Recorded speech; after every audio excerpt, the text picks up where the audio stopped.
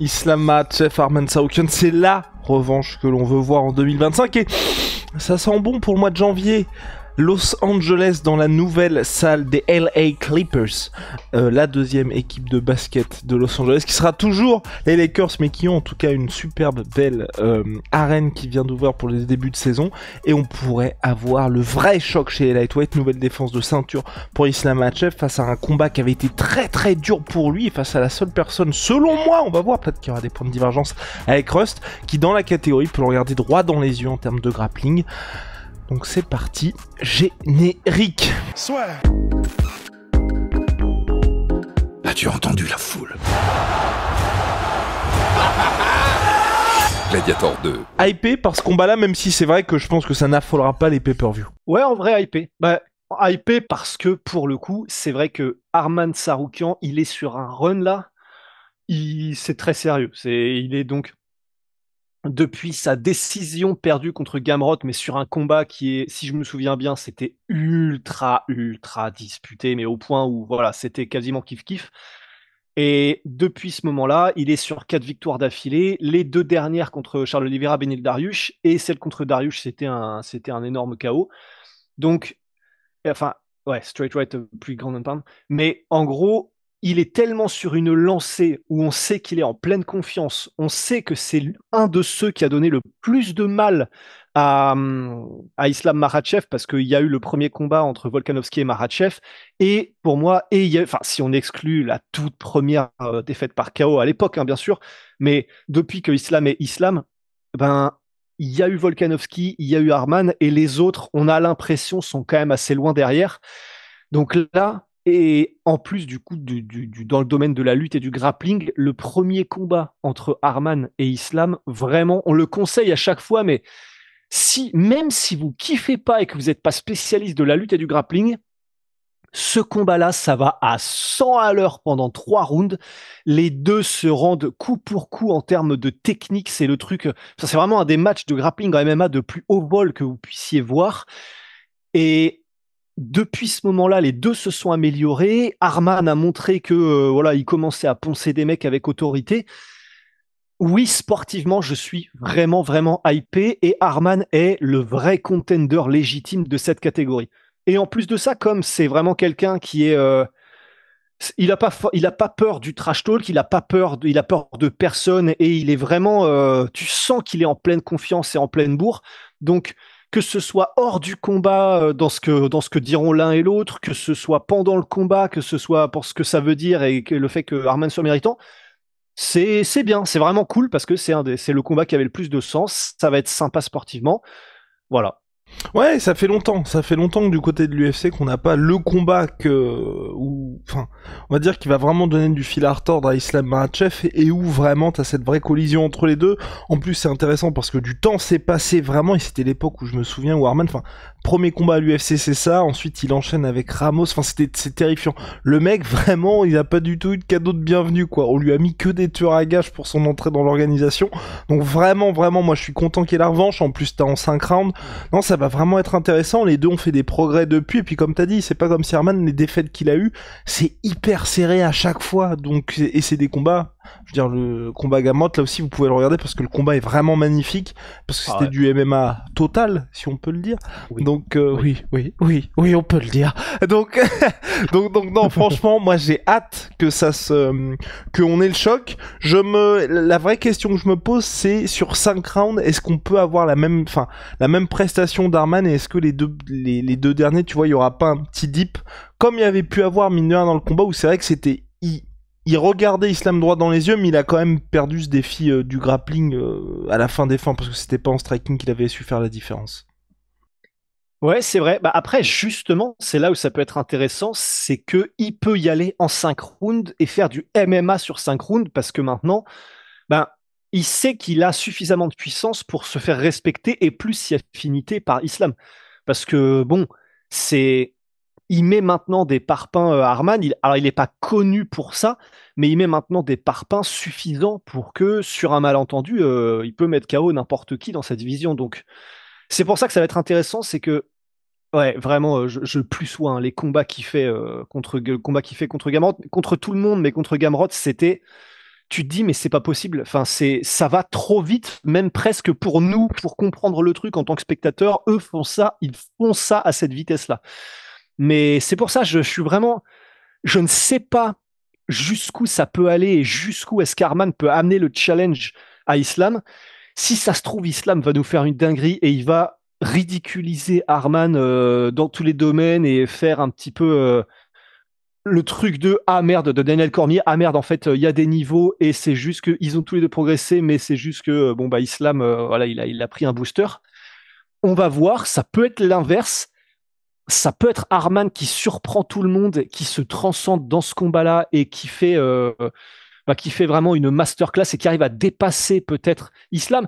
C'est juste que j'ai tellement de mal à le voir finir Islam. C'est possible, tout peut arriver, mais j'ai tellement du mal à voir qui que ce soit, mais Arman, finir par KO ou encore plus par soumission Islam. J'ai du mal à le voir, quoi. Non, soumission, je suis comme toi, mais KO, bah, c'est déjà arrivé. Et c'est déjà arrivé, et puis un combat comme ça, tu vois, je serais pas surpris si l'un ou l'autre arrive à finir l'adversaire debout.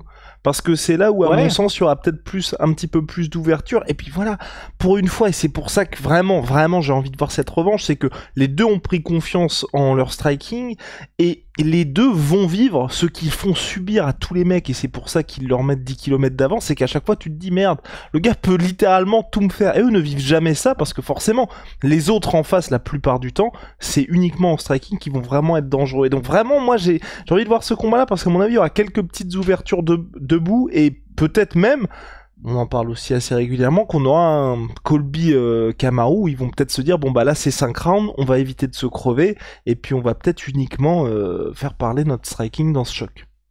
J'ai du mal à y croire quand même, j'ai du mal à y croire quand même. Ouais, moi aussi, parce que ça fait tellement partie intégrante de leur game. Parce que autant quand t'as des Daniel Cormier ou des gens qui sont lutteurs de métier, mais qui effectivement, soit parce qu'on est dans des catégories hautes de poids et donc ça leur baise les genoux et même le cardio de le faire ou quoi, là c'est des gens, ça fait tellement partie intégrante de leur style que j'ai du mal à les voir juste échanger comme ça debout en mode pure striking, dans le sens où je pense que, enfin, ils ont tellement le MMA total dans le sang que même leur cerveau presque n'accepterait pas de juste mettre un 1-2 kick et puis de pas plonger potentiellement d'un jambe après ou quoi. Enfin, ou d'intercepter un assaut en striking de l'adversaire sans le découper sur un timing ou quoi, ce que font très bien les deux. En fait, ça fait tellement partie de leur ADN que j'ai du mal à le voir. Tandis que Colby, c'était pas la première fois qu'on le voyait faire du striking ou mettre l'accent vraiment que sur le striking. Pareil pour Kamaru Usman. Donc voilà, là ce serait tellement un changement radical par rapport à leur style de d'habitude que j'ai du mal à le voir aussi. Je sais pas, ça veut pas dire que ça peut arriver, mais ouais. Mais bon, on a un petit peu du mal à le voir. Et puis, ce qui est intéressant aussi avec ce combat-là, c'est que je pense vraiment que le vainqueur, il sera en place, pas jusqu'à la retraite, mais encore pour quelques années. Hein, parce que c'est là aussi ce qu'on dit souvent dans cette catégorie, c'est que malheureusement, des profils comme les leurs, il y en a très peu au plus haut de la pyramide. Et c'est vrai que pour le reste de la catégorie, t'as pas grand monde, je pense, qui peut vraiment leur poser des problèmes. Parce que même si, tu vois, on l'a pas compté dedans, mais Dustin Poirier, c'était beau ce qu'il avait fait contre Islam, mais pourtant à aucun moment du combat je me suis dit oh il va réussir à tout faire renverser. Pourtant il a quand même réussi à ouvrir Islam, mais c'était très bizarre ce combat-là. J'étais plus en mode putain c'est bien ce que tu fais Dustin, mais en mode tu sais, petite tape comme ça. C'est mieux que ce qu'on attendait. Exactement. Ouais, voilà, mais rien de plus où je me suis dit, il y a un moment, il va réussir à inverser la tendance. Et puis, franchement, c'est surtout ce que je retiens de ce combat, c'est que Islam va quand même chercher la soumission en toute fin de combat avec un super renversement. Enfin. Oh, c'était incroyable. Ouais. C'est quoi déjà ce qu'il fait ça? La mise au sol, elle est tellement dingue. C'est pas un ankle pick à moitié? Ankle pick et puis ankle pick et puis ensuite il le fait donc il a son pied et il le déséquilibre complètement et direct il va le chercher Dustin Poirier. Au moment où il est déséquilibré, bah c'est parti, il se fait choper, c'est terminé. Ouais, voilà. Bah ce genre de vitesse d'exécution et de vitesse de raisonnement, Arman là aussi. J'aurais quand même tendance à dire que Islam est peut-être devenu un meilleur finisher que Arman, mais ouais, voilà, vraiment ça. C'est kiff-kiff. Et puis en plus, attends, Arman, il a 28 ans. Il a 28 ans, purée. Et j'ai presque envie de dire ça, en fait. Tandis que Islam en a 33. En fait, ça donne presque cette impression qu'ils sont tous les deux sur une courbe qui est quasiment la même, sauf que, comme il a 5 ans d'avance, entre guillemets, Islam, il est un petit peu plus loin, il est un peu plus incisif sur ses finitions, mais vraiment, ça me donne cette sensation que c'est les mêmes profils ou presque, et que simplement, voilà, c'est les mêmes, sauf que comme ils avancent à peu près à une vitesse similaire, il a toujours un tout petit peu peut-être de retard Arman, mais que donc effectivement le moment où Islam prendrait sa retraite, je dis pas, je pense que quand on fera la preview, je pense que je mettrai Islam, mais même si ça risque d'être peut-être serré, mais ouais, effectivement, je vois bien Islam rester peut-être champion jusqu'à ce qu'il prenne sa retraite ou un truc comme ça, et ensuite c'est Arman qui prend le relais, quoi. Vraiment, il est tellement jeune, c'est une dinguerie de se dire qu'il a que 28 piges, Arman. Mais je mets Islam aussi parce qu'il y a vraiment ce côté avec Islam à la manière de ce qui s'était passé pour Volkanovski lors du deuxième combat contre Max Holloway, tu sais, où ils expliquent que la Fight Week était vraiment bizarre,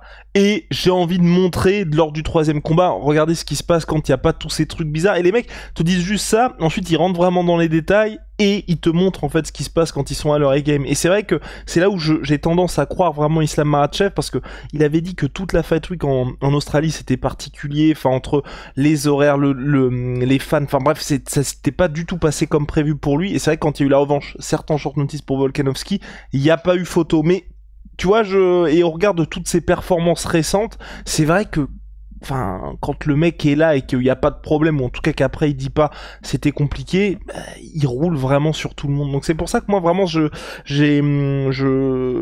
favorise aussi Islam Makhachev. Et puis bon, mine de rien, Arman, moi il m'a pas impressionné des masses non plus contre Charles Oliveira. J'étais un peu... Contre Oliveira ? Ouais. C'est split décision, et c'est vrai que si je me souviens bien, parce que moi, évidemment, le moment le plus marquant dont je me souviens, c'était le moment avec Charles Oliveira qui pense qu'il a verrouillé la soumission et que c'est terminé, qui tire la langue et tout ça. Mais effectivement, c'est vrai que... après, c'est Charles Oliveira, quoi. Mais c'est vrai que j'avais un peu aussi cette sensation on aurait aimé qu'il poinçonne vraiment, genre, sûr et certain Oliveira, avant de passer à Islam. C'est-à-dire que pour moi, ça reste le plus méritant des contenders, parce que voilà, il a fait jeu égal et il l'a battu, même si c'était d'un cheveu contre Oliveira.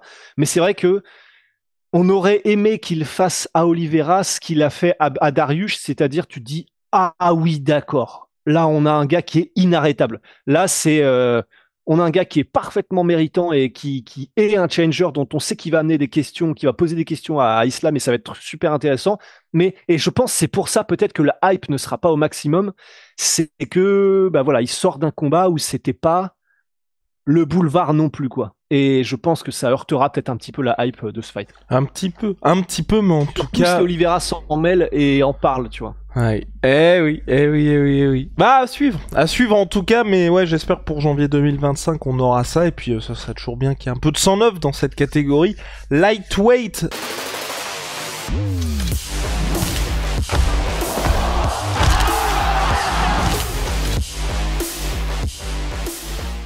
MyProtein, les gars, MyProtein, moins 30% minimum, et même beaucoup plus, puisqu'il y a les promos Black Friday ensemble, que des dingueries avec le code La Sueur, donc vous avez beaucoup plus sur tous les produits.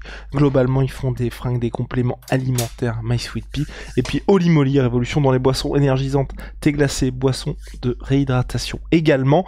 Et il y a le calendrier de l'Avent, regardez comme il est lourd, il y a le petit modèle et le grand, c'est disponible sur leur site. Première commande, code La Sueur 5 moins 5 €, si vous avez déjà commandé chez eux, code La Sueur 10 moins 10%, c'est...